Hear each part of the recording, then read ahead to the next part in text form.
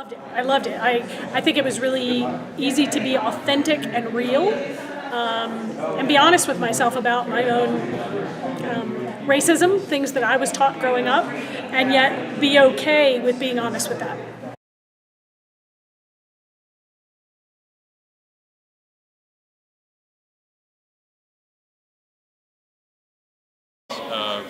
It's usually the question is like, gee, what do we do about race?